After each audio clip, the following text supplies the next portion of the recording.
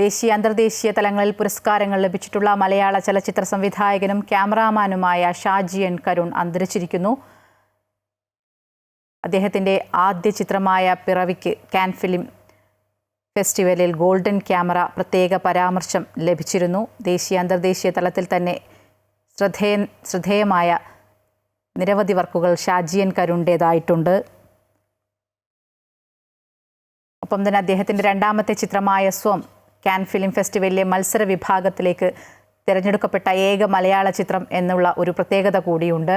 കേരള സംസ്ഥാന ചലച്ചിത്ര അക്കാദമിയുടെ അധ്യക്ഷ സ്ഥാനവും ഒപ്പം ഇൻ്റർനാഷണൽ ഫിലിം ഫെസ്റ്റിവൽ ഓഫ് കേരളയുടെ അധ്യക്ഷ സ്ഥാനവും 98 മുതൽ 2001 വരെ അദ്ദേഹം വഹിച്ചിട്ടുണ്ട്. 2011 പത്മശ്രീക്കും അദ്ദേഹം അർഹനായിട്ടുണ്ട്.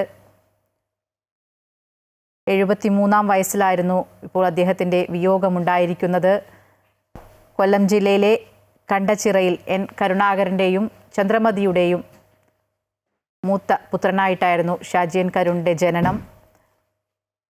1963 ആ കുടുംബം പിന്നീട് തിരുവനന്തപുരത്തേക്ക് മാറുകയായിരുന്നു.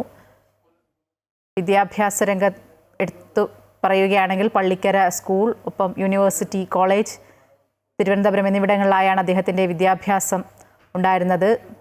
പിന്നീട് 1971 film and television institute of ഇന്ത്യയിൽ ചേർന്ന് ഛായാഗ്രഹണത്തിൽ ഡിപ്ലോമ നേടി. സംസ്ഥാന ചലച്ചിത്ര അക്കാദമി രൂപപ്പെട്ടപ്പോൾ അദ്ദേഹം അവിടെ നിയമിതനാവുകയും ചെയ്തു. കുറച്ച് ദിവസങ്ങൾക്ക് മുമ്പാണ് അദ്ദേഹം JC ഡാനിയൽ പുരസ്കാരമൊക്കെ വാങ്ങിയത്. സജീവമായിരിക്കുമ്പോഴായിരുന്നു ഇപ്പോൾ അദ്ദേഹത്തിൻ്റെ ഒരു വിയോഗ വാർത്ത കൂടി എത്തുന്നത്.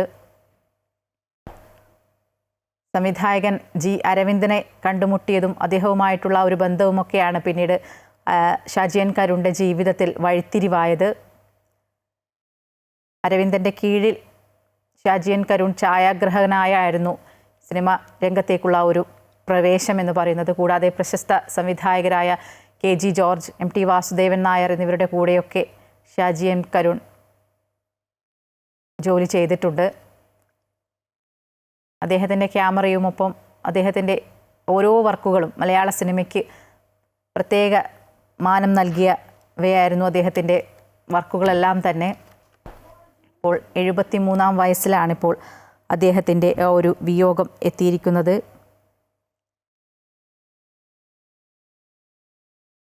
അദ്ദേഹത്തിൻ്റെ സംഭാവനയ്ക്ക് ഫ്രഞ്ച് സർക്കാരിൻ്റെ അന്താരാഷ്ട്ര അംഗീകാരമായ the Order of Arts and Letters ലഭിക്കുകയും ചെയ്തിട്ടുണ്ട്.